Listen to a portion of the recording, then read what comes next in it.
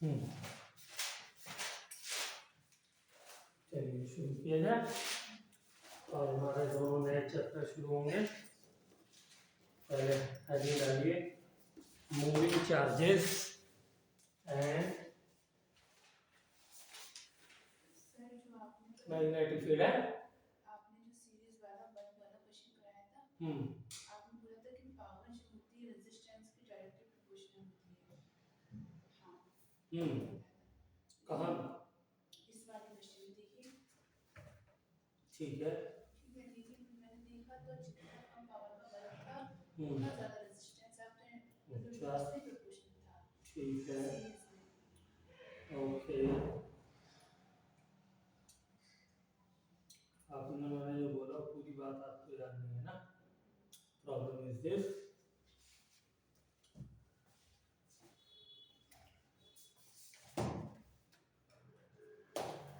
Class के बाद बताएंगे ये बात, ठीक है?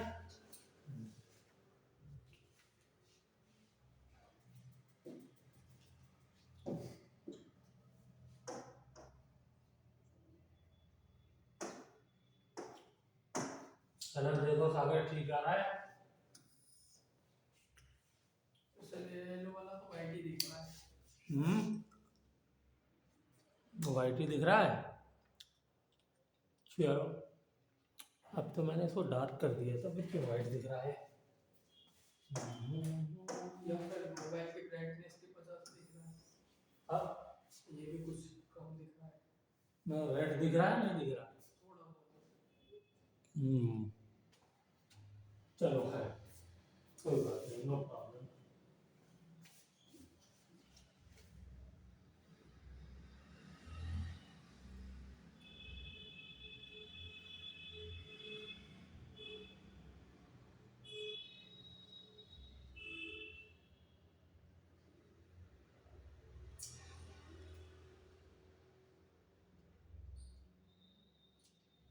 हेडिंग डालिए, moving charges and magnetic field.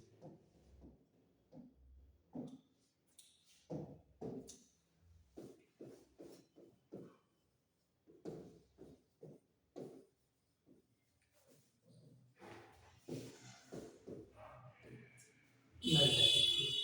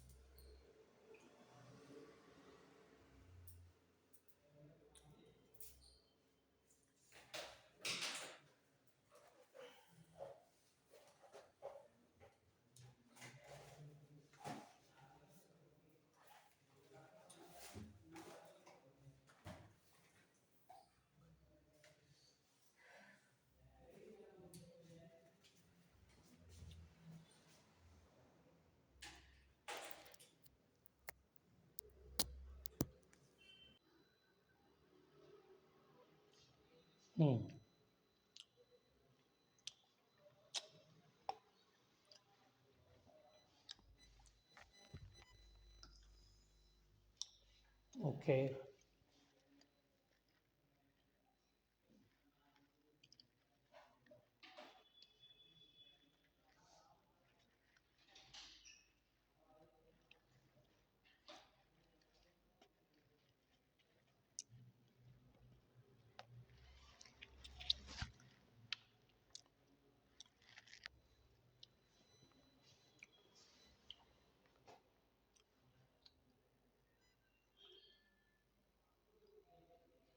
सबसे पहले इसके अंदर हम पढ़ेंगे बायो सावर्ट्स लॉ।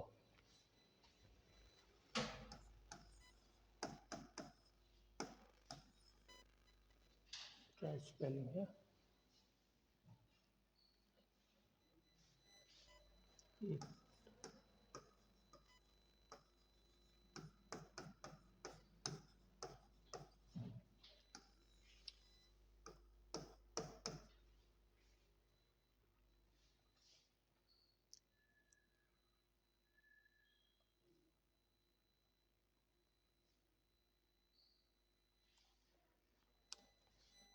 क्या कहता है ये?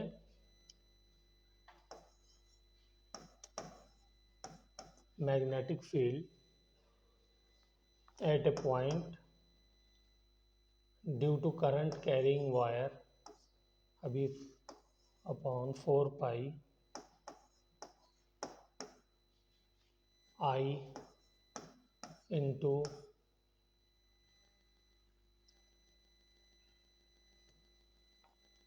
डी एल क्रॉस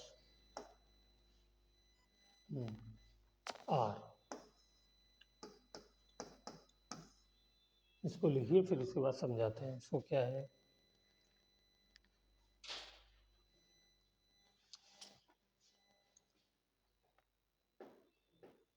लिख लिया?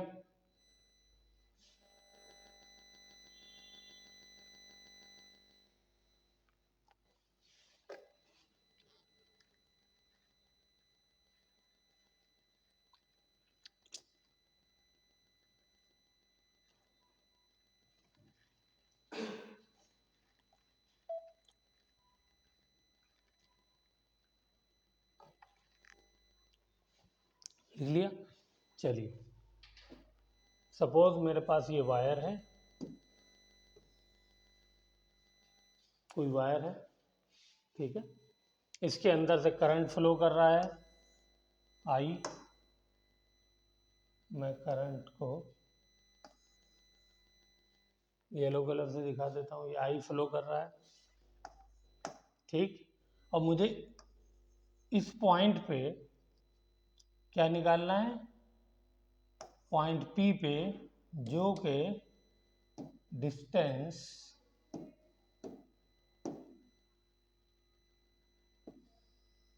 आर पे है। आर क्या है? डिस्टेंस है, और वेक्टर में कहेंगे तो पोजीशन वेक्टर है, ठीक है। और ये हम जो करंट लेते हैं जिस वायर के अंदर है उसकी स्मॉल लेंथ लेते हैं। क्या लेते हैं?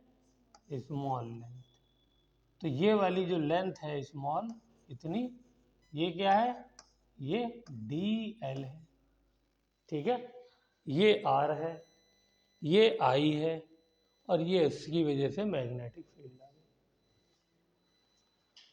तो ये फॉर्मूला किसका हो गया? ये फॉर्मूला हो गया ए वायर, चाहे तो लिख लीजिए, कैरिंग करंट आई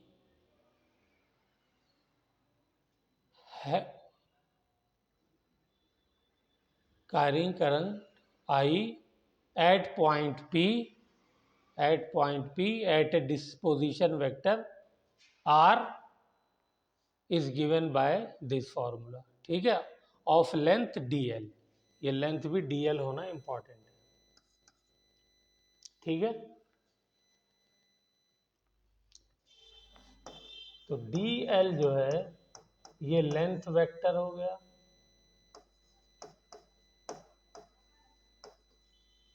तो जब ये वेक्टर है तो इसका डायरेक्शन होना चाहिए। तो डायरेक्शन क्या होगा? इन दी डायरेक्शन ऑफ करंट। तो इसका डायरेक्शन क्या है? ये वाला, ठीक है, क्योंकि करंट ऐसे जा रहा है। यहां भी दिखा देता हूं, करंट ये जा रहा है, ठीक है ना। और आर का पोजीशन वेक्टर तो जाहिर सी बात है डीएल से जिस पॉइंट पे मैग्नेटिक फील्ड निकालनी है उस पॉइंट पे लेंगे। मान लीजिए ये पॉइंट इधर होता, तब मान लो ये पॉइंट क्यू होता इधर, तो फिर पोजीशन वेक्टर ये वाला होता। क्लियर है? ये होता, ठीक है ना। तो अभी के लिए फिलहाल इसको मैं हटा देता हूँ, इतना खाली ख्याल रखिए।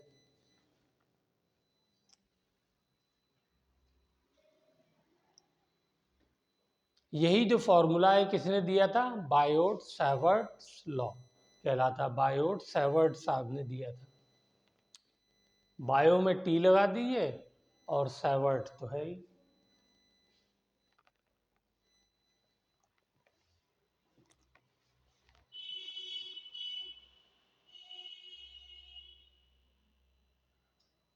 हो गया।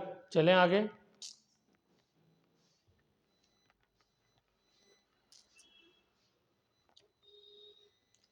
अब देखिए, तो जब वेक्टर क्वांटिटी है और यहां पर क्या है, ये इसको देख के कुछ याद आ रहा है?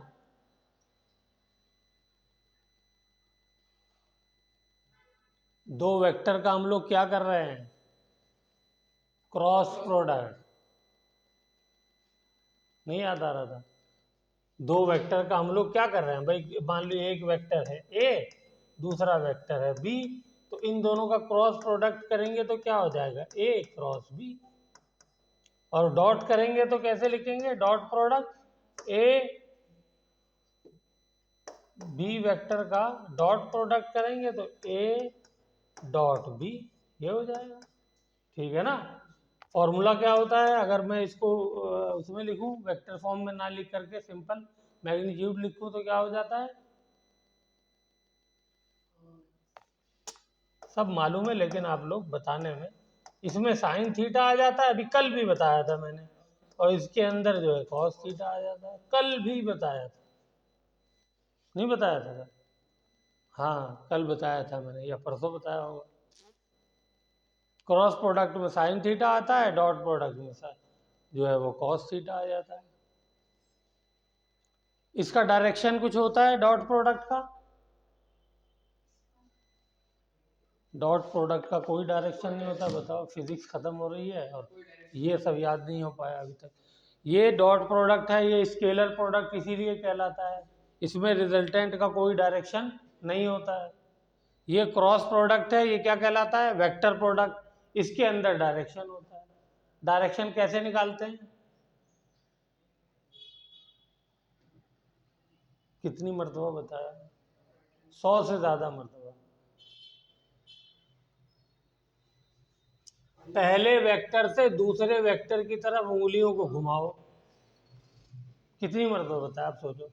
पहले वेक्टर से दूसरे वेक्टर की तरफ उंगलियों को घुमाओ, तो जो अंगूठा है वो इन दोनों का क्रॉस प्रोडक्ट से जो वेक्टर आएगा वो देगा। समझ में आया नहीं आया? हाँ,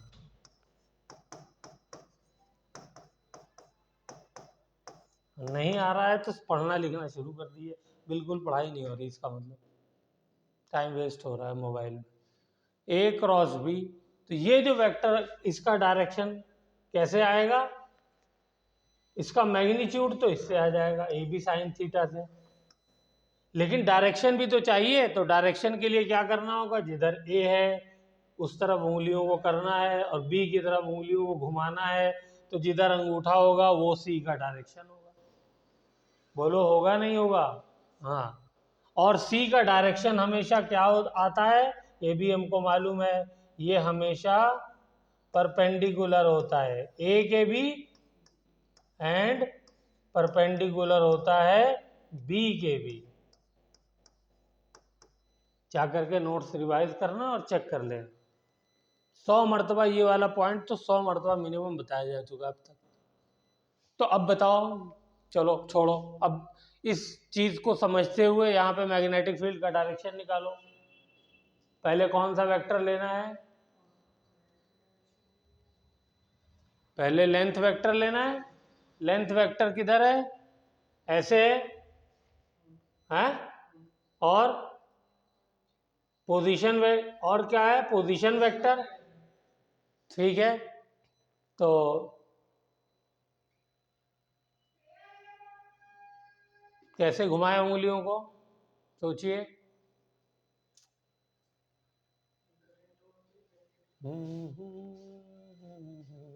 ये देखो, करंट ऐसे जा रहा है तो उंगलियों को ऐसे किया, पोजीशन वेक्टर ऐसे है तो उंगलियों को ऐसे घुमाना होगा, ऐसे घुमाना होगा। जब उंगलियों को ऐसे घुमाऊंगा तो अंगूठा किधर जा रहा है, अंदर की तरफ। इसका मतलब पॉइंट पी पे मैग्नेटिक फील्ड किधर होगी, ठीक है। और अंदर के लिए मैं क्रॉस का इस्तेमाल करता हूँ। ठीक, चलो तो इसी बात पे ये बता दो, यहाँ पे मैग्नेटिक फील्ड कैसे होगी, पॉइंट क्यू पे।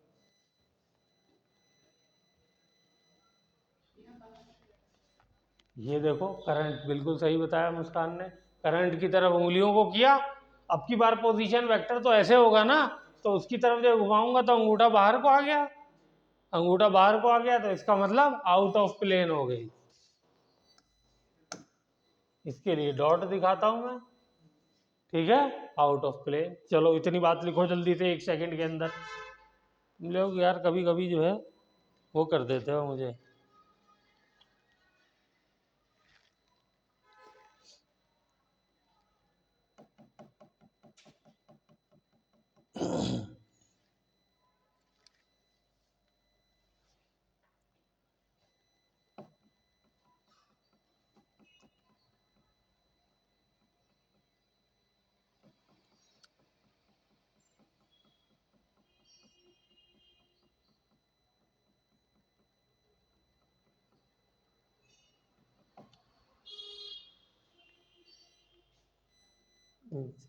बातों बातों में यहाँ पे नीचे आर क्यूब लिखना भूल गए, आर क्यूब भी नीचे होता है।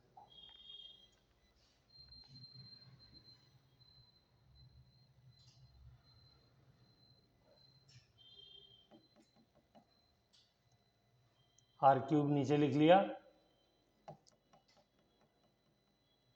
चलिए तो ये इसकी कौन सी फॉर्म है, वेक्टर फॉर्म, मैग्नेटिक फील्ड की। अगर ये स्केलर फॉर्म लिखनी हो तो कैसे लिख दूंगा, डी बी, उसमें वेक्टर का निशान नहीं आएगा, म्यू नॉट अपॉन 4 पाई, और फिर उसके बाद क्या आया था, आई, फिर D L into R into sine theta, cross product में साइन थीटा आता है ना, डिवाइडेड बाय आर क्यूब। तो एक आर से एक आर कट जाएगा, तो क्या बच जाएगा, 2 बच जाएगा। तो फाइनली फॉर्मूला क्या आ जाएगा, म्यू नॉट अपॉन 4 पाई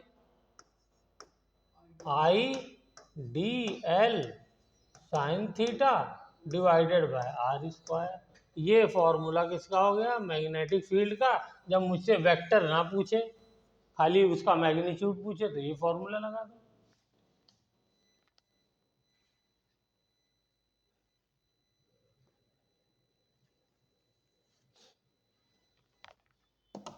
हो गया।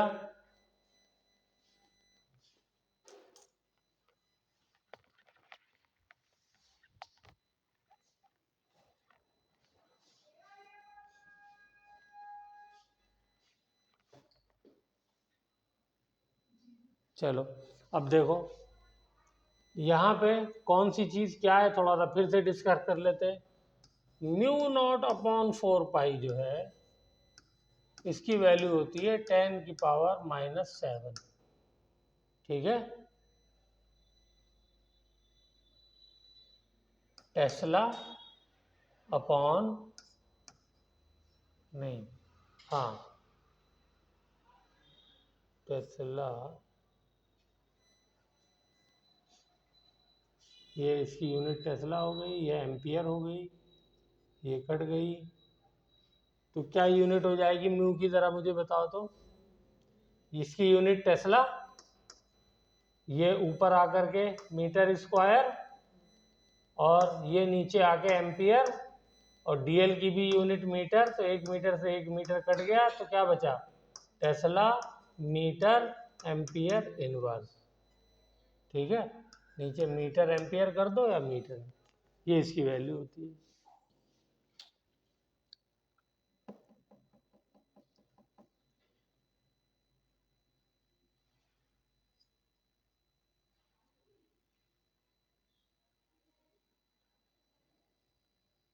लिख लिया। ये कंपेयर कुछ याद आ रहा है, किससे मिलता जुलता है, 1/4 पाई एप्सिलॉन। इसकी वैल्यू कितनी थी, 9 × 10⁻, क्या थी, 9। ठीक है, और यूनिट क्या थी, कूलम स्क्वायर, नीचे न्यूटन मीटर स्क्वायर।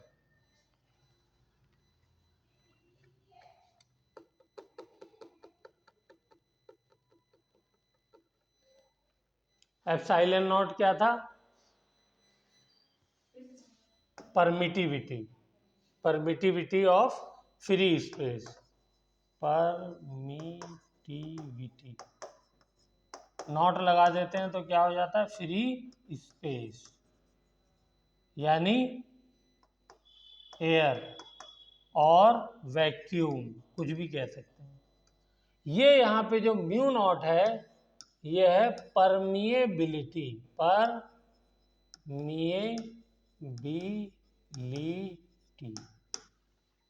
परमिएबिलिटी।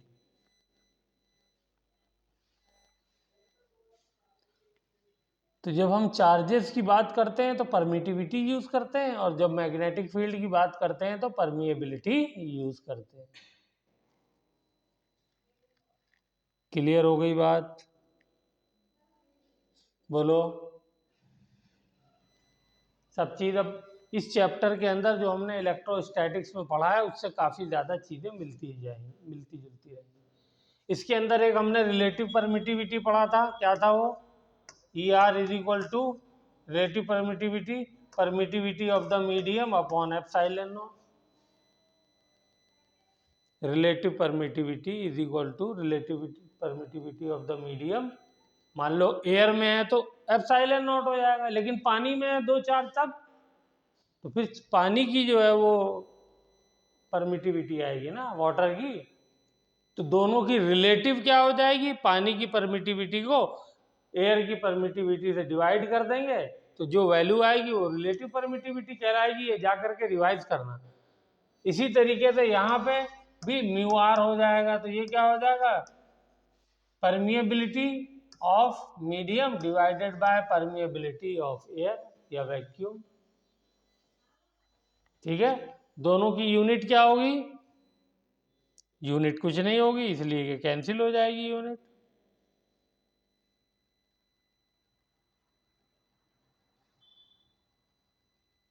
ठीक है ना? क्लियर? दोनों की यूनिट क्या हो जाएगी भाई? ऊपर भी एप्सिलॉन नीचे भी एप्सिलॉन, तो कैंसिल हो जाएगी ना। तो रिलेटिव परमिटिविटी की यूनिट कुछ नहीं होती है, विदाउट यूनिट होगा, क्योंकि रेशियो है वो तो सेम चीज का। डायरेक्शन आप लोगों ने समझ लिया? गुड। फिर से डायरेक्शन के बारे में, क्योंकि डायरेक्शन के ऊपर काफी क्वेश्चन पूछता है। तो डायरेक्शन क्या आया यहाँ पर?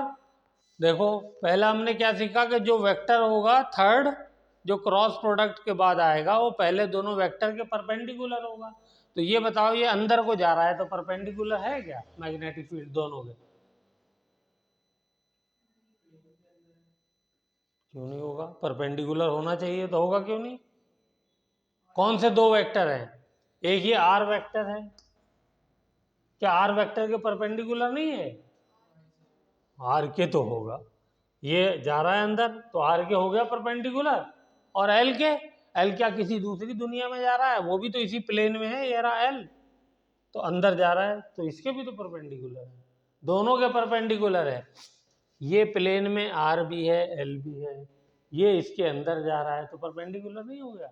ये दोनों कैसे भी हो, देखो इधर देखो, ये आर, उंगली मेरी आर, ये मेरा एल, और मैग्नेटिक फील्ड कहाँ जा रही है? अंदर, ऐसे जा रही है अंगूठे की तरह, तो परपेंडिकुलर नहीं होगी, चाहे ये ऐसे हो, ऐसे हो, ऐसे हो, कुछ भी हो, है?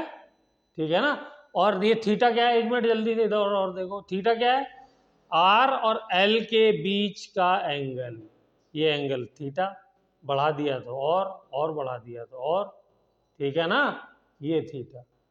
ओके, थीटा के बदलने से आर एल के बीच में ये वेक्टर नहीं बदलेगा, ये तो मतलब परपेंडिकुलर ही रहेगा, मैग्नीट्यूड बदल जाएगा क्योंकि थीटा बदल रहा है, बट डायरेक्शन इसका परपेंडिकुलर ही रहेगा। ठीक है, चलो, तो ये वाला जो एंगल है ये लेते हैं।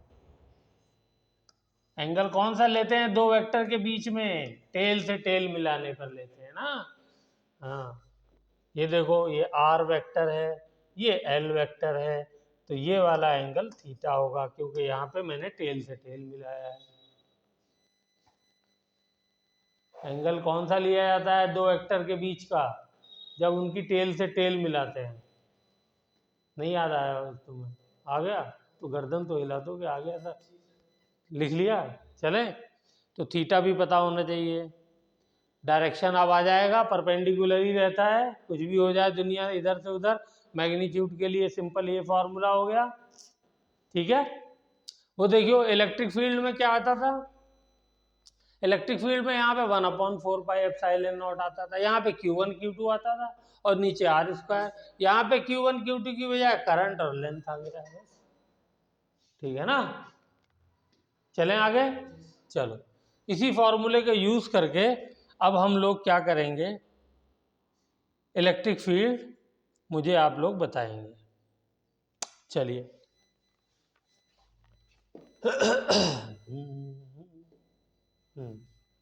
मान लिए एक वायर ये है, एक वायर ये है, इसमें करंट ऐसे जा रहा है, तो यहाँ पर बताओ मैग्नेटिक फील्ड का डायरेक्शन P पर, और इधर बताओ Q पर, जल्दी से बताओ।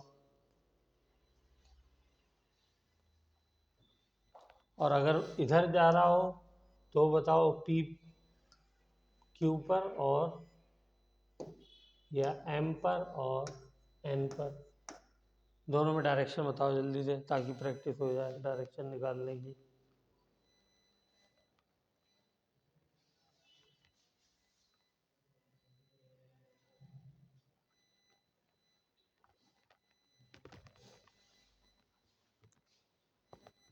करंट की तरफ उंगलियों को किया, और ये आर वेक्टर किधर है, आर वेक्टर तो ये रहेगा ना, ये आर वेक्टर हो गया।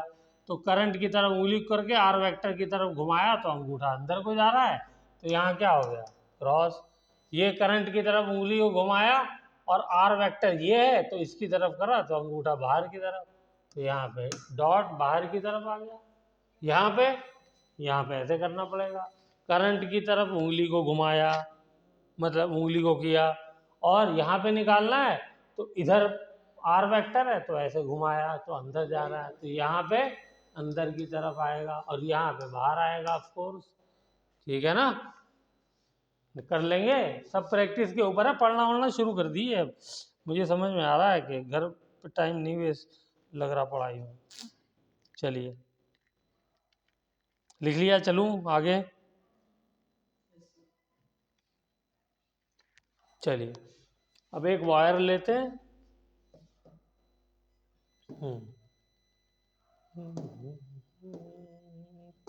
ये वायर ले ली, ठीक है, वायर है, और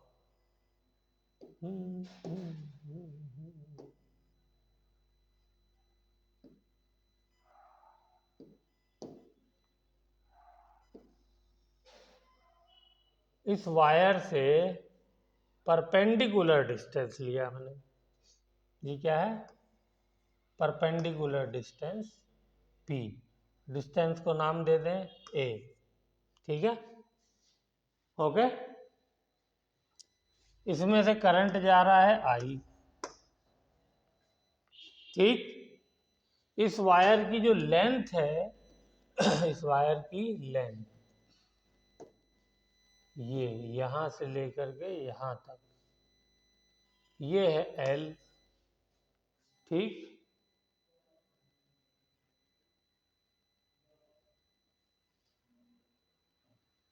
अगर मैं आपसे कहूं कि ये टुकड़े की वजह से, डीएल की वजह से, ये टुकड़ा छोटा सा लूंगा तो डीएल कहलाएगा ना, उसकी वजह से यहाँ पे मैग्नेटिक फील्ड बनाओ, तो आप कहोगे सर बहुत आसान है, ये लीजिए उंगली को फिर ऐसे घुमा दीजिए, अंदर की तरफ जा रही है, और डी भी आ जाएगा, फॉर्मूला लिख दोगे, डायरेक्शन उंगलियों से बता दोगे और फॉर्मूला लिख दोगे वही बायो सावर्ट्स वाला। लेकिन अगर मैं ये कहूँ कि पूरी वायर की वजह से बताओ, तो टुकड़े की वजह से है ना, जो फॉर्मूला पीछे लिखा है ये वाला, कहाँ गया, ये रहा, ये तो इससे मैग्नीट्यूड आएगा, डायरेक्शन आपने उंगलियों के कमाल से बता दिया। अब मैंने कहा ना ना, पूरी लेंथ की वजह से बताओ, जो पूरी लेंथ एल है तो क्या करना पड़ेगा? सिंपल सर, हम जानते हैं कि जब छोटे छोटे टुकड़ों से मैग्नेटिक फील्ड डीबी बनेगी, सबको इंटीग्रेट करके जोड़ देंगे, आंसर क्या आ जाएगा? आंसर आ जाएगा। लेकिन वो डेरिवेशन हम लोग यहाँ पे नहीं करेंगे, ठीक है, इसलिए कि डेरिवेशन में टाइम लगता है। हम लोग सीधा फॉर्मूला सीखेंगे, बट इम्पॉर्टेंट फॉर्मूला है, तो इसलिए ये फॉर्मूला याद रखना है। कैसे ड्राइव हुआ है वो मैंने बता दिया है इंटीग्रेशन करके, ठीक है ना। तो फॉर्मूला क्या हो जाएगा? पूरी लेंथ की वजह से देखो क्या करेंगे इसके अंदर हम ये करने जा रहे हैं कि मैंने यहां से इसको मिलाया और यहां से इसको मिलाया। ये जरा देखना, कलर दिख रहा है? कम दिख रहा है, चलो रेड वाला कर देते हैं, रेड वाला फिर भी दिख जाता है।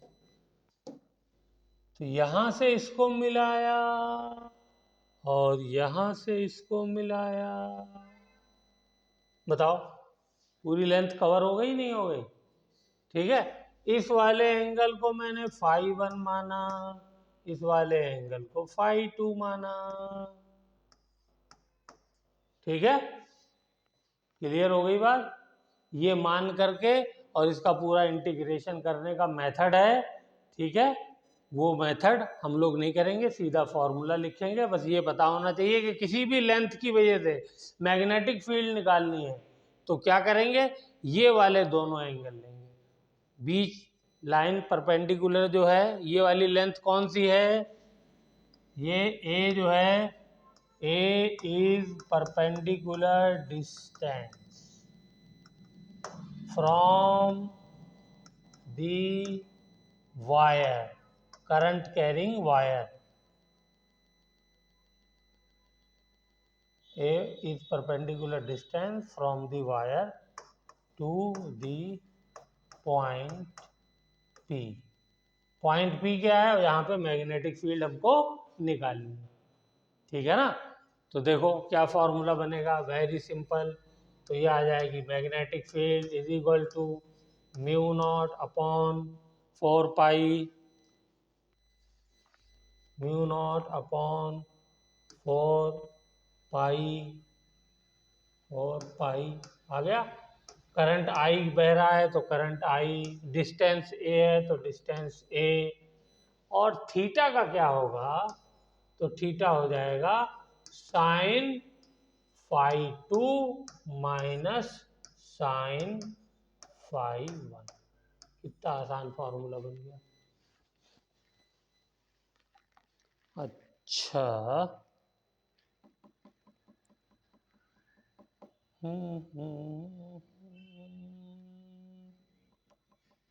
ये माइनस साइन गलत लग गया है, ये प्लस आएगा,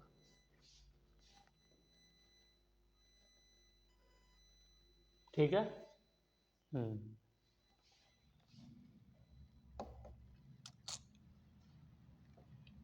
कम से कम 15 मिनट लग जाते हैं इसकी डेरिवेशन में, इसलिए डेरिवेशन नहीं कराई, बस आपको ये फॉर्मूला याद रखना है। इसकी हेडिंग क्या डाली है? हाँ, magnetic field due to a wire, लिखो magnetic field due to a wire carrying current I having length L at a point P at a distance, at a perpendicular distance A, at a perpendicular distance A। Clear हो गई बात? लिख लिया है या repeat करूं?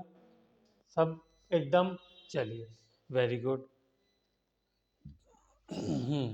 तो जल्दी से अगर ये वैल्यू मैं 45 दे दूं फाई 1 और ये वैल्यू भी 45 कर दूं तो बताइए क्या हो जाएगी मैग्नेटिक फील्ड? Hurry up. या ऐसा करता हूँ, ये भी वैल्यूज दे देता हूँ। ए को मैंने 1 मीटर कर दिया और आई को मैंने 2 एम्पियर कर दिया।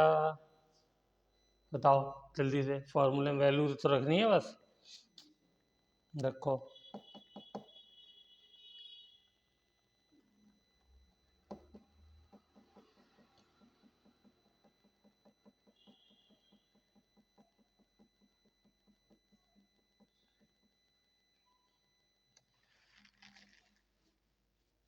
वैल्यू रख दी। 1 अपॉन म्यू नॉट अपॉन 4 पाई की वैल्यू बोलो जल्दी से। -7। वेरी गुड, शाबाश। आई की वैल्यू 2, ए की वैल्यू 1, और ये भी साइन 45, और ये भी साइन 45। और साइन 45 कितना होता है? 1/2 नहीं होता।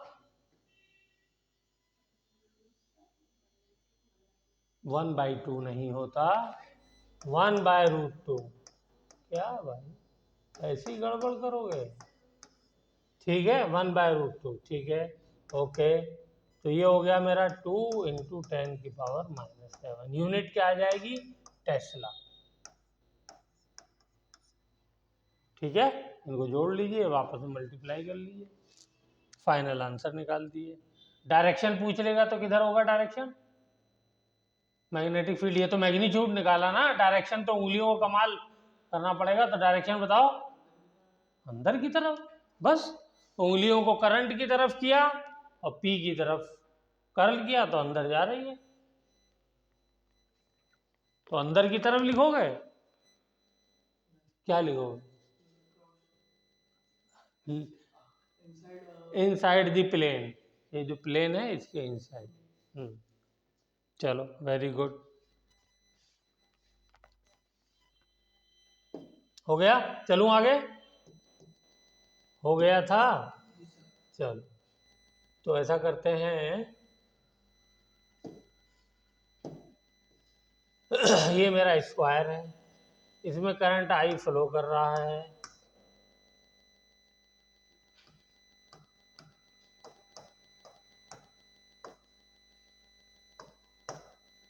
सबकी लेंथ ए है, स्क्वायर है तो जाहिर सी बात है साइड सेम होगी। तो जल्दी से बताओ सेंटर में मैग्नेटिक फील्ड कितनी होगी और किस डायरेक्शन में होगी, सब बता डालो जल्दी से। फिर सेम फॉर ट्राइंगल बना डालो, इसकी भी साइड ए है।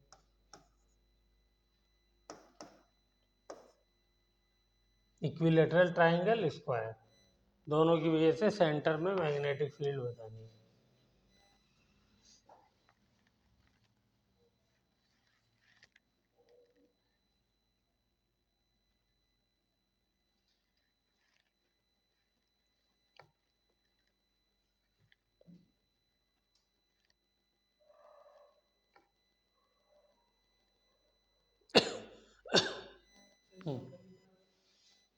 हाँ बताओ, चलो मुस्कान पहले डायरेक्शन बताओ, किधर होगी मैग्नेटिक फील्ड? उंगलियों को ऐसे किया और पी पे यहाँ पे सेंटर पे निकालना है, इसको ओ मान लेता हूँ। तो ये डिस्टेंस हो गया, कर्ल किया, अंदर आ रही है, और इधर इस वाली से 4 वायर है ना, तो चारों की वजह से निकालोगी ना, ऊपर वाले की वजह से। फिर से चेक करो।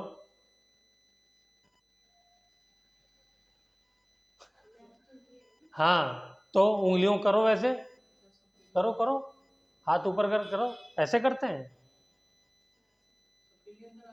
लेंथ की तरफ उंगलियों करो, करा था ना तुमने। उंगलियों घुमाओ जरा, घुमाओ घुमाओ घुमाओ, ऐसे तो नीचे घूमना चाहिए, नीचे घूमना चाहिए, आर की तरफ घूमना चाहिए ना। तो आर नीचे है, आर किधर है?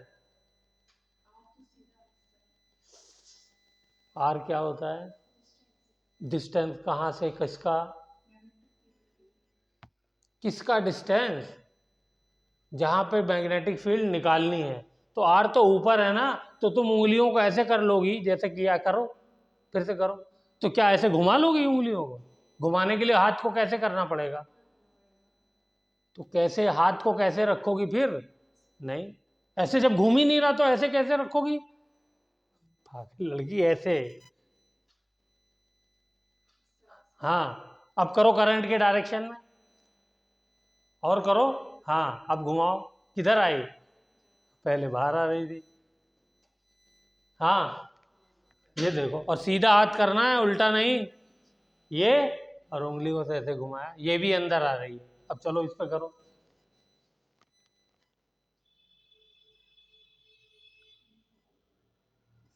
कितनी मर्तबा जो है उंगलियों को घुमा पा रही हो? खड़ी हो करके करो। खड़े हो। हाँ, करंट किधर जा रहा है? नीचे जा रहा है, नीचे करना पड़ेगा उंगलियों को। नीचे करो, नीचे करो उंगलियों को। ये नीचे है, ये नीचे है उंगलियां। उंगलियां नीचे ये नीचे है। नीचे करो पहले उंगलियों को, जो मैं कह रहा हूं करंट के डायरेक्शन में। तो ये तो नीचे नहीं है। हाँ, ये नीचे है, सीधा करो ऐसे हाथ। हाँ, ये नीचे है। अब किधर घुमाना है?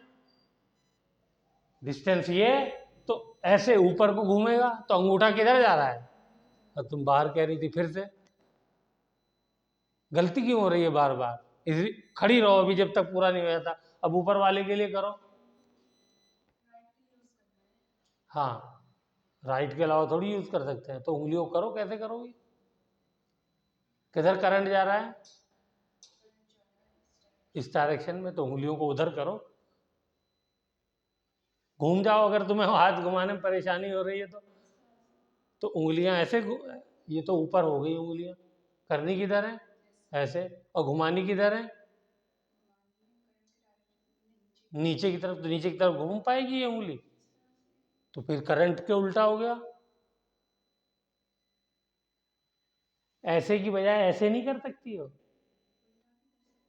अरे उल्टा भी क्या कर सकते हैं? जैसे करंट है वैसे कर सकते हैं, उल्टा कहाँ हो गया है ये? समझ में आ रहा है? तुम हर बार गलती मालूम है क्या कर रही हो? कि उंगलियों को जो है वो इस तरीके से नहीं रख रही हो जिससे वो घूम सके। तीनों गलतियां तुमने ऐसे करी। यहाँ पे तुमने सही किया था, देखो उंगलियों को ऐसे ही रखा था ना। तो ये वाला हिस्सा, पाम वाला हिस्सा किधर है? जिस तरफ मुझे घुमाना है, ये वाले में। फिर से देखो, करंट ऐसे किया, ऐसे कर दोगी तो फिर ऊपर की तरफ तो घूम ही नहीं पाएगा ना। पाम के साइड किधर रखनी है? जिधर को उंगलियां घूमनी चाहिए, और उंगलियों की साइड करंट की तरफ होनी चाहिए। तो ये हो गई। तो उंगलियों घुमाओ तो करंट अंदर जा रहा है। यहाँ पे देखो नीचे की तरफ जा रहा है, ऐसे कर दोगी तो घूम ही नहीं पाएगा।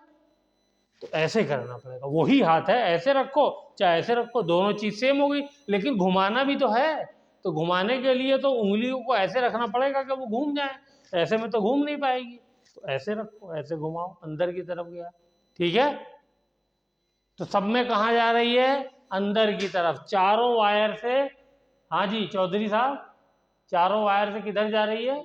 अंदर की तरफ। तो यहाँ पे अंदर आएगी मैग्नेटिक फील्ड। ठीक है, चलो तुम बैठ जाओ। अब तुम ये वाला निकालो, और तुम ये वाला खड़े होके निकालो। नहीं, खड़े हो गए और आगे आकर के। हाँ, यहाँ आकर के बताओ। कैमरे के सामने बोलो, करवाऊँ? तो चलो ऐसे ही बताओ। सर ये वाले करंट की डायरेक्शन में मतलब उंगलियां हैं तो पी सेंटर में है, तो मतलब इस वाले हाँ, करंट की डायरेक्शन में अंदर जाएगा। ये देखो, ठीक है ना? तुमने किया, अपने हाथ से ट्राई किया, ये किया, उंगलियों को ऊपर। ऐसे मत कर देना फिर से, ऐसे, ताकि उंगलियां घूम सके। ऐसे कर रही हो तो भी करंट का डायरेक्शन है, ऐसे कर रही हो तो भी है। लेकिन उंगलियां घुमानी भी तो है। तो घुमाने के लिए ऐसे ना करके ऐसे करना है। और इसमें करोगी तो बाहर हो जाएगा, इसमें करोगी तो अंदर हो जाएगा। कितना बड़ा फर्क आ जाएगा। तो इसलिए इसका ख्याल रखना। और यही गलती हो रही थी। ऐसे किया, ये हो गया। और इस वाले के लिए, पहले इस वाले के लिए करते हैं। तो इस वाले के लिए ये करंट ऐसे जा रहा है? करंट ऐसे जा रहा है, और डिस्टेंस ये है, तो ऐसे घुमाएंगे तो यहाँ पे भी अंदर। इसमें करंट ऐसे जा रहा है, और डिस्टेंस ये, घुमाएंगे तो ये भी अंदर। यहाँ पे भी तीनों की वजह से क्या हो रहा है? अंदर जा रहा है। अभी किसने कहा बैठने के लिए? चलो इसका उल्टा करंट घुमाओ। करंट को उल्टा घुमा दो, करंट को उल्टा घुमा दो।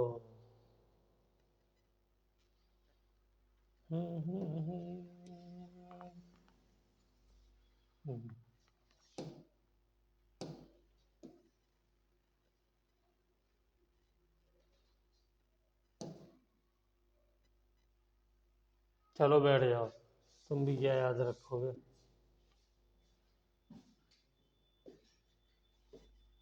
करंट को उल्टा घुमा दो।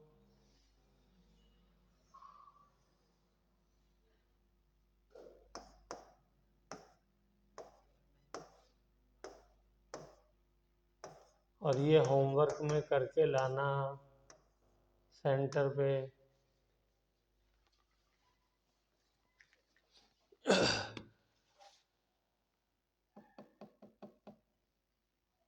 बना लिया डायग्राम। इसकी वजह से मैग्नेटिक फील्ड बाहर को आएगी।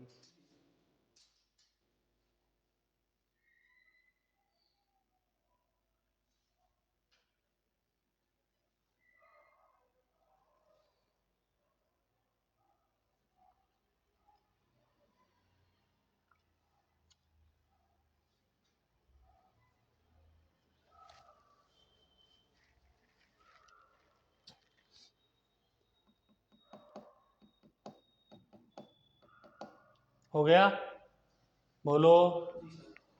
चलो अब मैग्नेटिक फील्ड निकालनी थी ना, तो बताओ जल्दी से मैग्नेटिक फील्ड क्या आएगी इसकी वजह से। पहले एक तार की वजह से देखो, 4 तार नहीं हो गई, चेक करो 4 वायर हो गई नहीं हो गई। ये देखो, ये रही, ये वाला डिस्टेंस कितना हो जाएगा मुझे बता सकते हो जल्दी से। ये पूरा ए है तो ये a/2 हो जाएगा नहीं हो जाएगा, क्योंकि सेंटर तो मिड पे होगा इसका है। और ये वाली मिलाओ एंगल और ये वाला मिला दो, तो ये पूरा एंगल कितना होगा 90 डिग्री। तो एक कितना हो जाएगा 45 डिग्री। ये पता है नहीं पता कि एक एंगल जो है वो 45 डिग्री होगा। क्यों होगा, ऐसे मिला लो।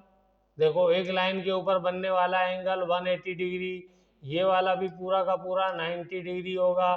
जब मैं इसको 2 पार्ट में डिवाइड कर दूंगा, इक्वल पार्ट है दोनों के दोनों नहीं है, क्योंकि ये भी आधा ये भी आधा, तो सामने वाले एंगल भी बराबर, तो ये भी 45 ये भी 45। क्लियर हो गई बात। तो अब क्या करना, फॉर्मूले में वैल्यू ही तो रखनी है खाली। तो बी का फॉर्मूला क्या था, μ0/4 पाई। ठीक है, इधर देखो फिर लिख लेना एक साथ, μ0/4 पाई।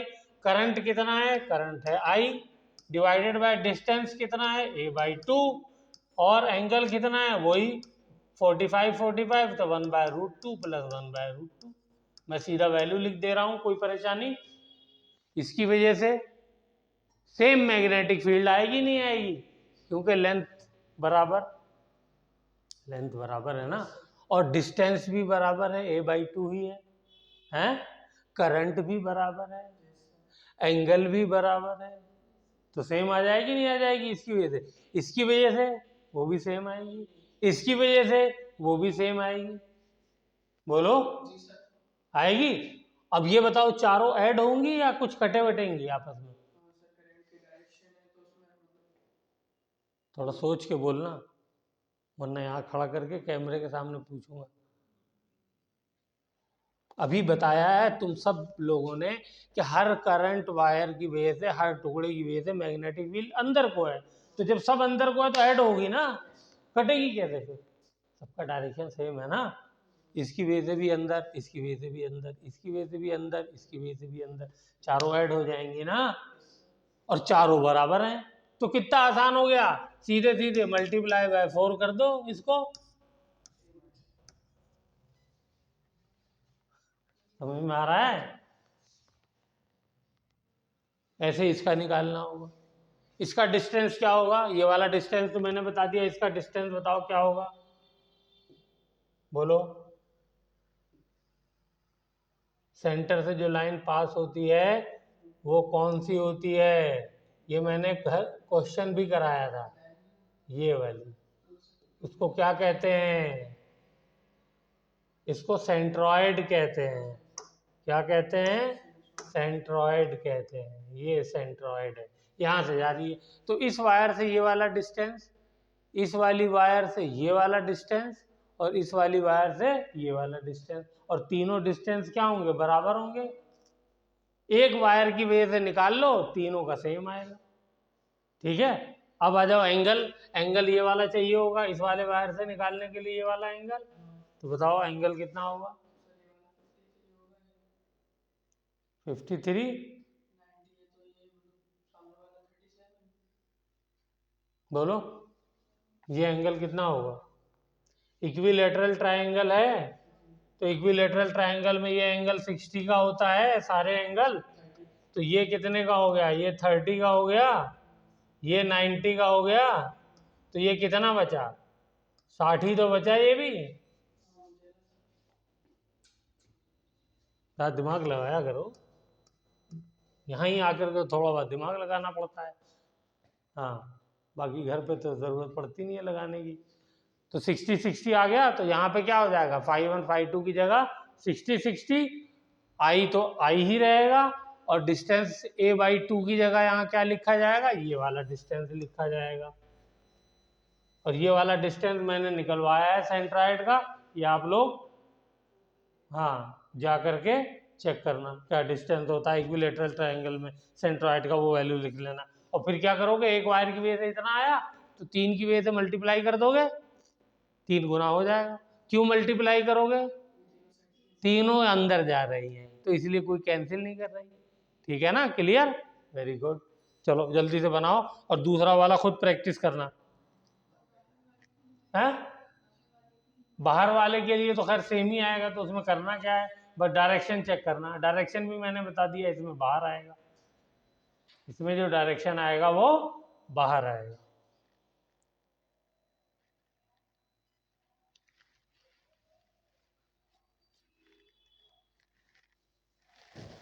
कर लिया?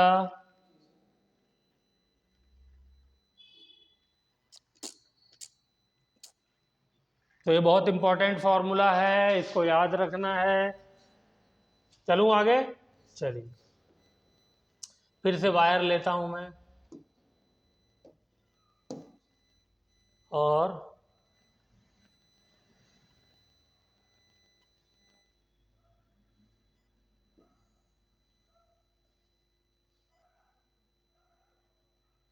ये मेरी वायर,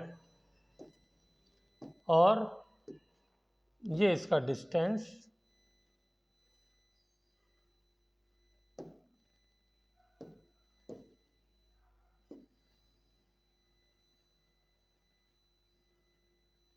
ये ए हो गया, ये पॉइंट पी हो गया। ठीक है, ये इसकी लेंथ एल हो गई। और बोलो और क्या निकाला था हमने? ये एंगल 45 5 45 लिया था हमने जिस सवाल में, ये थोड़ी है हमेशा 45 हुआ, कुछ भी हो सकता है। ठीक है ना? हाँ, ये वाला 5-2 लिया था। अब तुम बताओ सागर, अगर मैं ये लंबाई बढ़ाऊं तो ये वाला एंगल 5-1 क्या होगा?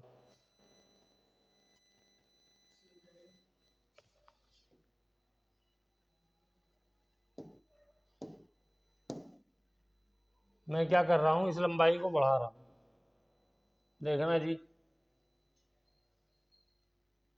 ये बढ़ा दी मैंने, तो इसको बढ़ाने से ये एंगल क्या होगा, सेम रहेगा? अरे मुंह से बोलो ना, क्या होगा?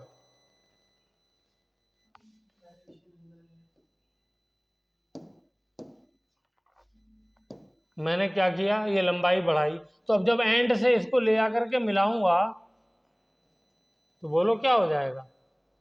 थोड़ी सी बढ़ाई तो थोड़ा सा बढ़ा एंगल, और बढ़ाई तो और बढ़ा। दिख रहा है नहीं दिख रहा सागर? और बढ़ाई तो और बढ़ा, और बढ़ाई तो और बढ़ा, और बढ़ाई तो और बढ़ा, और बढ़ाई तो और बढ़ा। और अगर मैं इंफिनिटी पर कर दूं लेंथ को, तब तो एंगल इंफिनिटी हो जाएगा, एंगल बढ़ करके 90 डिग्री हो जाएगा। बिल्कुल सीधी लाइन हो जाएगी, ऐसे ऐसे हो जाएगी ना, ऊपर जाकर के सीधी मिलेगी।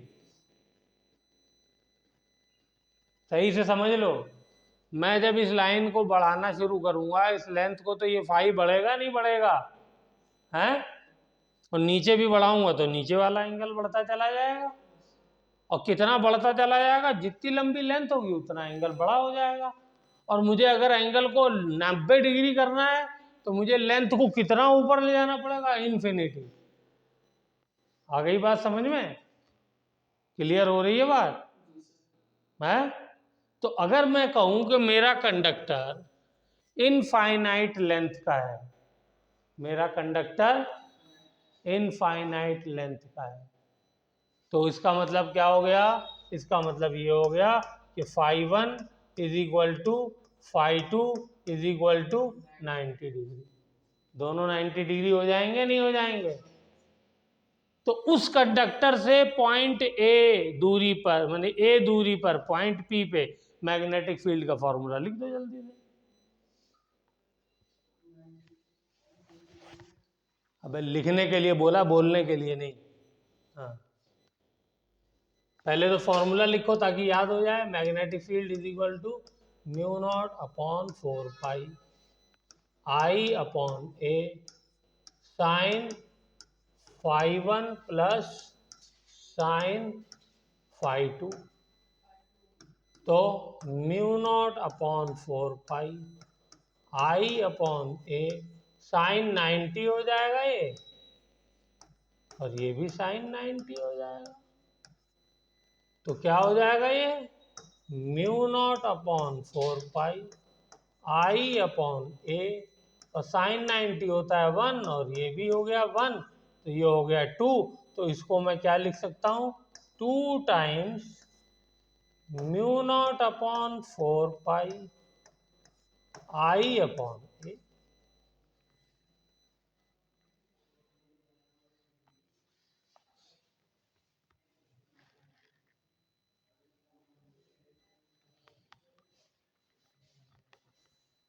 तो अगर मेरा कंडक्टर इनफाइनाइट लेंथ का है और वो लेंथ दोनों तरफ इनफाइनाइट है, लेंथ जो है दोनों तरफ इनफाइनाइट है, तब होगा ये।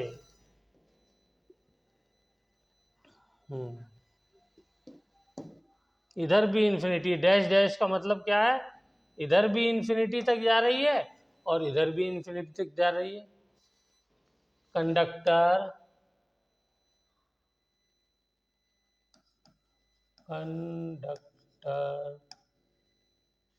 Having current I and length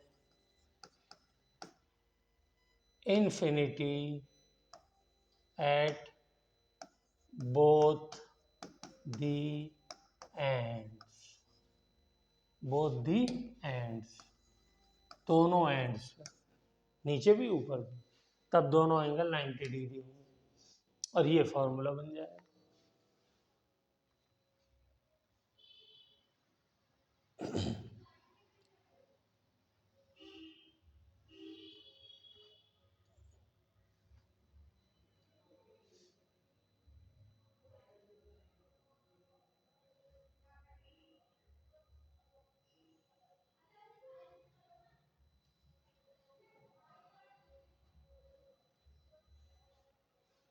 हो गया?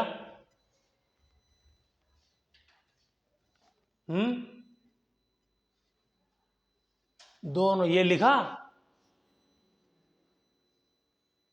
इतने इंटेलिजेंट नहीं हो बेटा कि तुम जो है वो हेडिंग बिना डाले डायग्राम से समझ जाओगे। इतना इंटेलिजेंट होने में टाइम लगेगा। ठीक है? हाँ, क्या है heading? Conductor having current I and length infinite at both the end, दोनों तरफ के एंड जो है वो इनफाइनाइट लेंथ तक है। यानी एक धरती में पाताल लोक पे जा रहा है और एक ऊपर जो है आसमान पे जा रहा है। ठीक है? तो ये वाला एंगल जो है φ1 एंड φ2 दोनों क्या हो जाएंगे? 90 डिग्री के हो जाएंगे। ये बात समझ में आ रही है? एंगल कैसे बढ़ेगा और बढ़ते बढ़ते 90 डिग्री हो जाएगा। चलो, तो इसको मैं अगर थोड़ा सा चेंज कर दूं तो मुझे वैल्यू बताओ, क्या चेंज करेंगे सर? मैंने ये कर दिया कि एक एंड को क्या है, एक एंड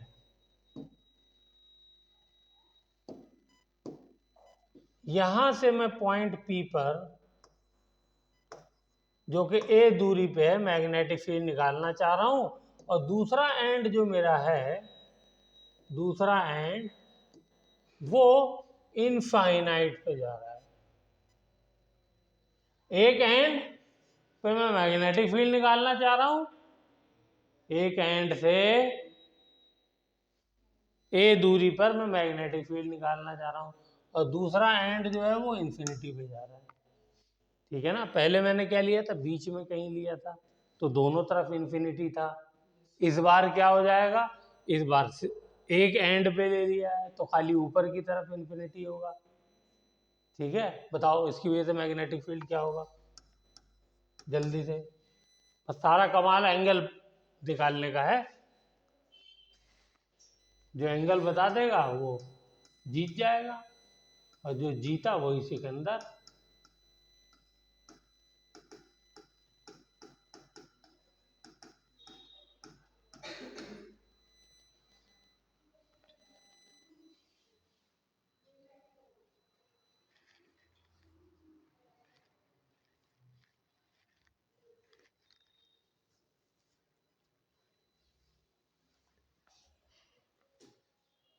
क्या हुआ, एंगल बताओ, φ1 कितना होगा,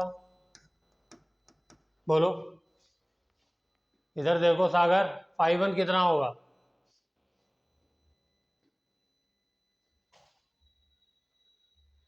देखो उसका पेन ही छूट गया हाथ से। तुम बताओ φ1 कितना होगा? ऊपर की तरफ क्या होता है, 90 हो जाएगा ना। ऊपर जो है एंगल φ1 ऊपर वाला होता है, तो वो जब मैं बिल्कुल इन्फिनिटी पे जा रहा हूँ तो φ1 जो है 90 डिग्री हो जाएगा। हो गई कहानी खत्म। φ2 बताओ भाई, ये था एंगल, ये अब ये घटते घटते घटते घटते ये लाइन तो ऊपर ही आकर के मिल गई, तो दोनों बीच का एंगल क्या हो गया, 0 डिग्री हो गया। इतनी सी कॉमन सेंस लगानी थी बस, अब वैल्यू लिख दी, आंसर आ गया। क्या आ जाएगा, μ0/4 पाई I/A, ये हो जाएगा sin 90, और ये हो जाएगा sin 0, और 90 होता है 1 और 0 होता है 0, तो μ0/4 पाई I/A 1 से मल्टीप्लाई करेंगे तो ये यही आएगा, ये आ गई मैग्नेटिक फील्ड की वैल्यू।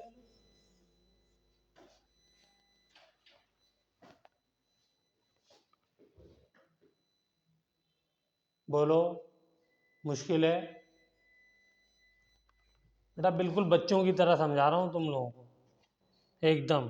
जहाँ ज़रा भी कॉम्प्लिकेशन हो सकती है उसको भी ख़त्म कर दे रहा हूँ। इसीलिए डेरिवेशन नहीं कराई मैंने, क्योंकि नीट में उसकी ज़रूरत है नहीं। बोर्ड वोर्ड का एग्ज़ाम होता तो हो भी सकती थी। ओके,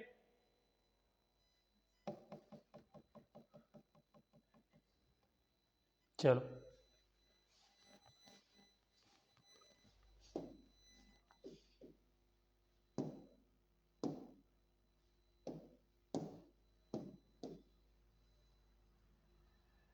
ये सर्कल है ऑफ रेडियस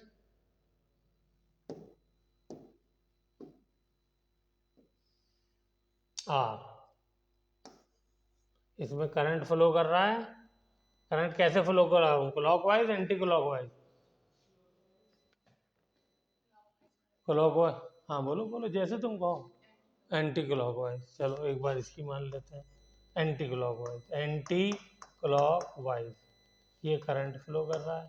ठीक है भाई सागर? हाँ, ये हो गया लेडीज फर्स्ट। अब बताओ मैग्नेटिक फील्ड जल्दी से कहाँ होगी? करंट ऊपर की तरफ जा रहा है, ये हो गया, और ये, और सेंटर में पूछ रहा हूँ तो ऐसे घुमाया तो बाहर आ गई। यहाँ पे हाथ ऐसे, डिस्टेंस इधर, ऐसे घुमाया, यहाँ भी बाहर। यहाँ पे हाथ ऐसे, डिस्टेंस इधर, ऐसे घुमाया, बाहर। यहाँ पे ऐसे ही जाना पड़ेगा, ऐसे ऊपर की तरफ घुमाया, बाहर। तो इसका मतलब यहाँ पे मैग्नेटिक फील्ड हर पूरी कॉइल की वजह से बाहर की तरफ है, और ये एंटी क्लॉकवाइज में है। क्लॉकवाइज होती तो अंदर हो जाता। ठीक है, चलो वेरी गुड। इसकी वजह से मैग्नेटिक फील्ड निकालते हैं। चलो ये वाली डेरिवेशन आसान है तो ये करा देता हूँ, एक लाइन की है। तो सबसे पहले बायो-सावर्ट्स लॉ लिखिए, बिना देखे लिखिए। बायो-सावर्ट्स लॉ देखो याद हो गया नहीं हो गया?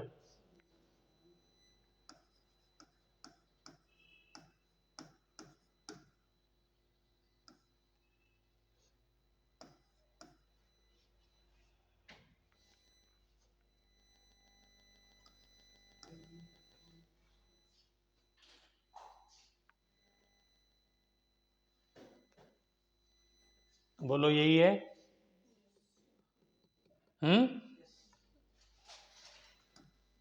साइन थीटा भूल गए, फिर से लिखना। साइन थीटा आर वेक्टर और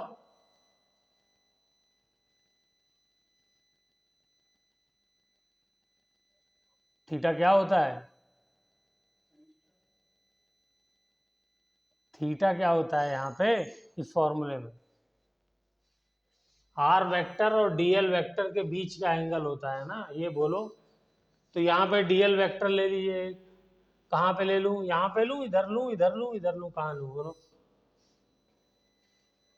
theta is the angle between, यहाँ पे बताया तो था, ये रहा। Theta is the angle between DL vector and R vector, बताया था ना। हाँ, तो बताओ कहाँ पे लूँ डीएल वेक्टर? जहाँ तुम कहो वहीं ले लेता हूँ। मैं तुमसे जान के पूछना चाह रहा हूँ ना, इधर ले लूँ, चलो ये ले लिया, यहाँ ले लेता हूँ। ओके, ये हो गया डीएल वेक्टर। ये क्या हो गया? छोटा सा एलिमेंट ले लिया, डीएल वेक्टर हो गया। हो गया।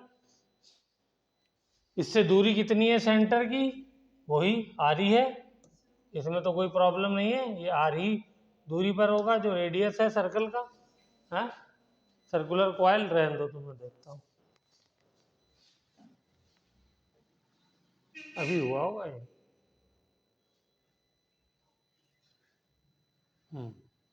चलिए,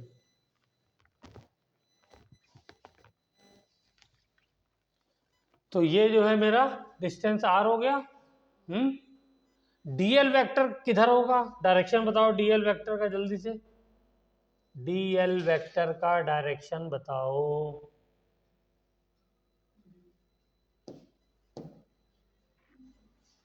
करंट के डायरेक्शन में लेते हैं ना डीएल वेक्टर का डायरेक्शन। तो ये मेरा डीएल वेक्टर, डीएल है ये टुकड़ा, और इसी डायरेक्शन में करंट जा रहा है। तो डीएल वेक्टर का डायरेक्शन क्या होगा? टेंजेंशियल होगा ना इसके। बोलो, ऐसे टेंजेंशियल होता है ना। सर्कल में किसी भी पॉइंट का डायरेक्शन, जैसे वेलोसिटी वगैरह हम लोग लेते थे, एक्सेलरेशन लेते थे तो टेंजेंट बनाते थे। तो यहाँ पे भी तो टेंजेंट बनाना पड़ेगा वेक्टर डायरेक्शन लेने के लिए। बोलो, याद आया? सही कह रहा हूँ?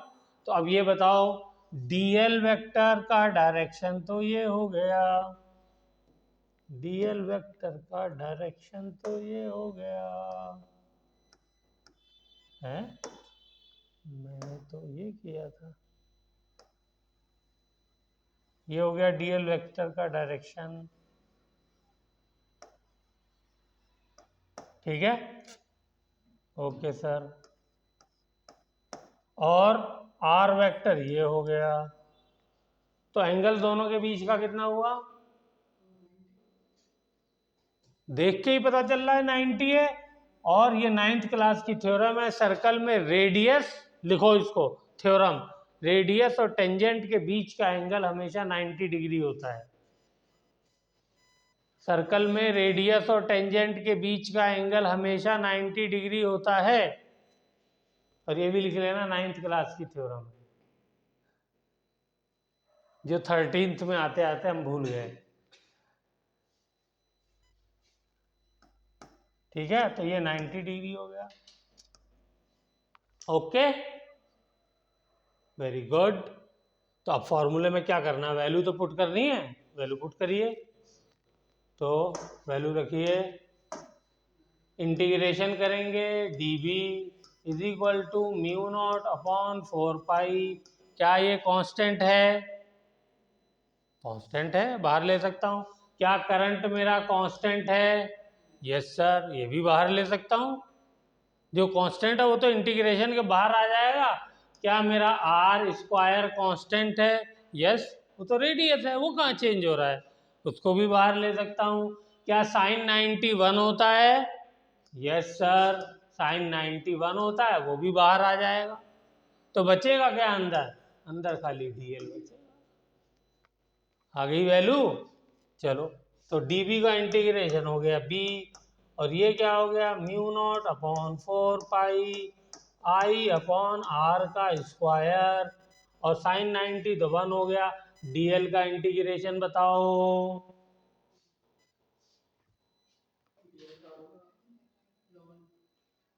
ये छोटी सी लेंथ डीएल, जब सब सारी DL DL DL DL DL DL DL DL सबको जोड़ोगे तो क्या हो जाएगा, इसका सरकमफेरेंस हो जाएगा ना। और इसका सरकमफेरेंस सर्कल का क्या होता है, कितना? या अल्लाह रहम कर दे मेरे ऊपर। 2 पाई आर लेंथ होती है, 4 पाई आर स्क्वायर सरफेस एरिया होता है स्फेयर का, और पाई आर स्क्वायर एरिया होता है सर्कल का, एरिया सर्कल का।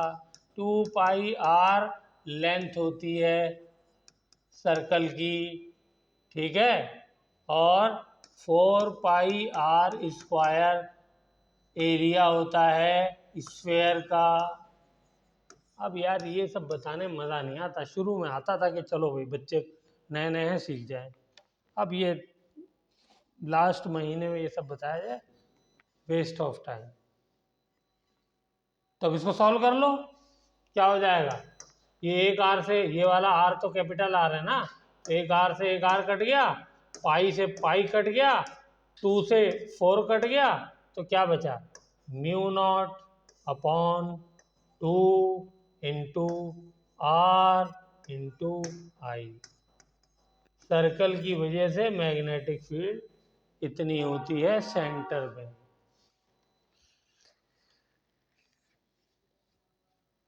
जल्दी से बताइए, ये बात समझ में आई सबको?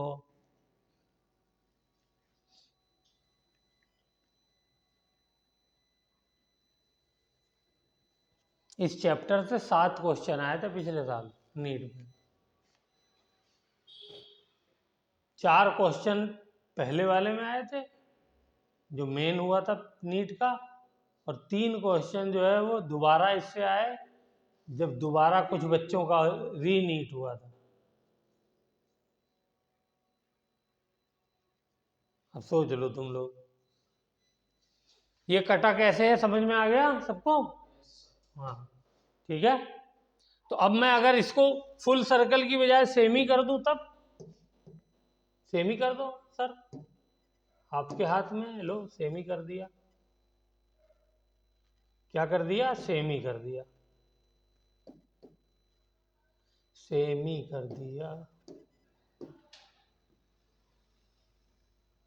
क्या कर दिया, सेमी कर दिया। सेमी सही बना नहीं,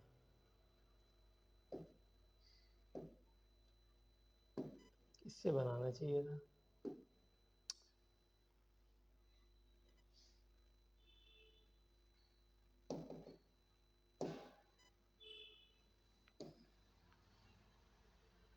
सेमी कर देंगे तो क्या हो जाएगा, देखो क्या हो जाएगा।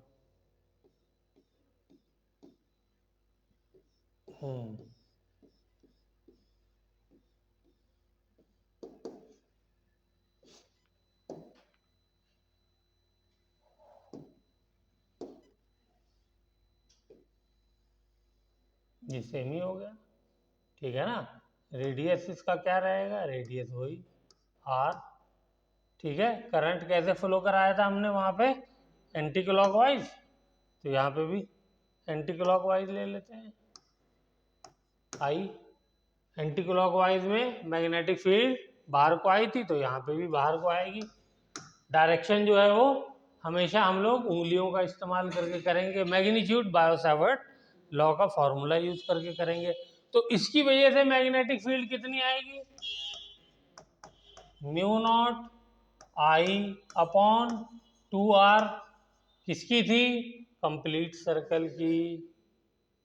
तो हाफ सर्कल की कितनी हो जाएगी, 1/, आधी, ठीक है।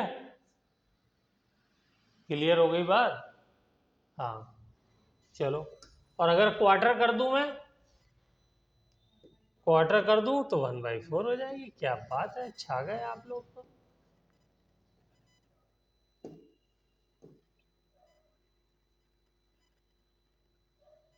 हम्म।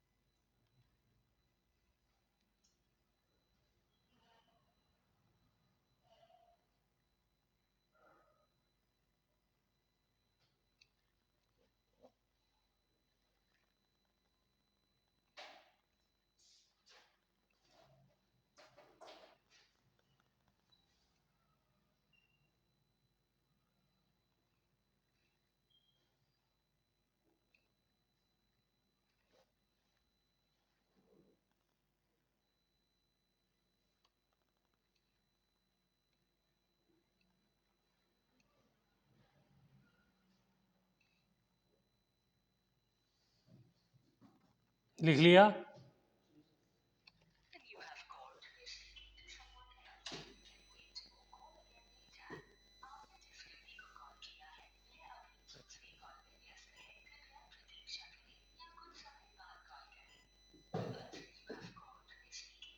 तो क्वार्टर के लिए क्या हो जाएगा, B is equal to mu naught I upon 2r into 1/4।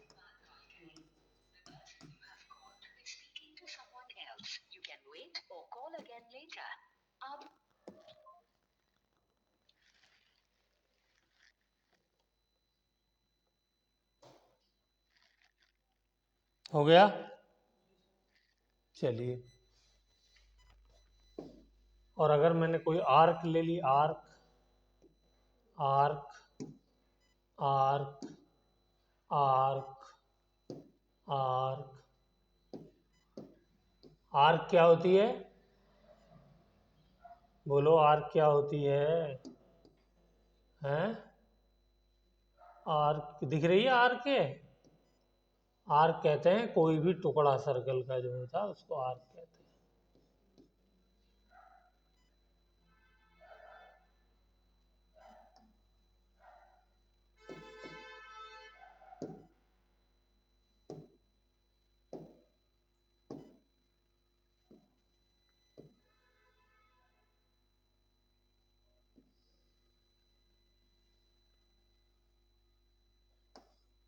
ये थीटा, तो ये मेरा आर्क हो गई।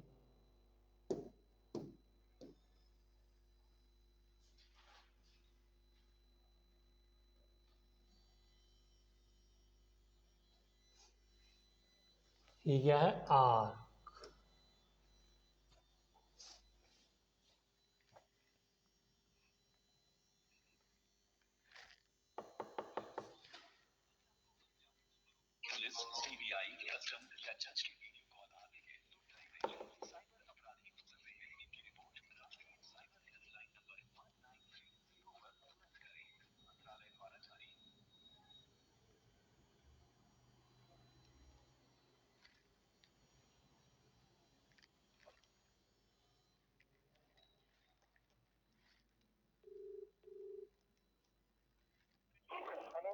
हाँ, अस्सलाम वालेकुम। कहाँ हो भैया? अच्छा, अभी घर गए नहीं? अरे मैं ज़फ़र आलम बोल रहा हूँ, मैं तो अपनी कोचिंग में हूँ। आपको जाना था ना वादी इस्माइल? अच्छा ठीक। वो बना लिए थे जो क्या कहते हैं रखे थे, चार। ठीक है, चलो। ओके, ठीक है, चलो। ओके, चले। हो गया? तो इसका फॉर्मूला लिख लीजिए।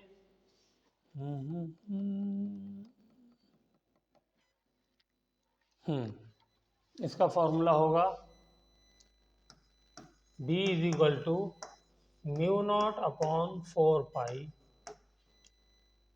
I upon A।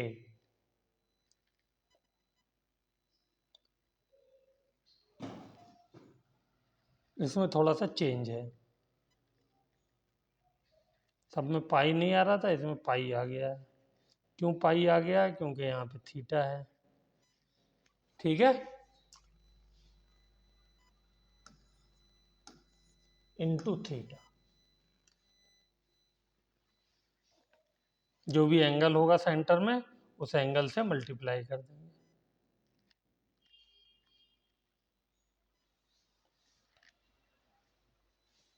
हो गया?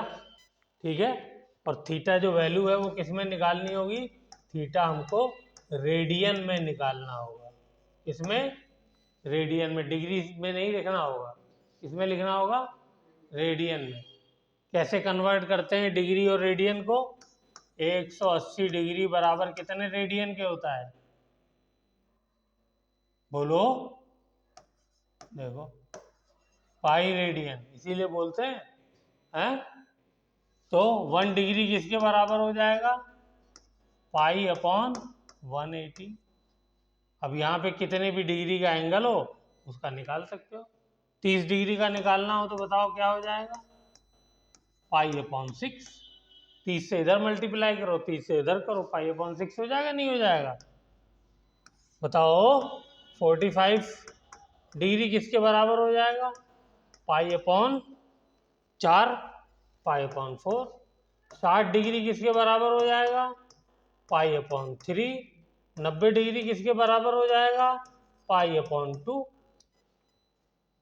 लिखो। यहाँ पे हम लोग आज का ये लेक्चर समाप्त करते हैं।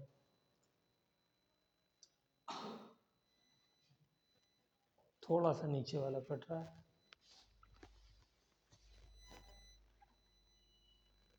हो गया? चलिए, इसको रिवाइज करना। और इलेक्ट्रोस्टैटिक्स डाइपोल मोमेंट वाला पार्ट भी आप लोगों को रिवाइज करना है, क्योंकि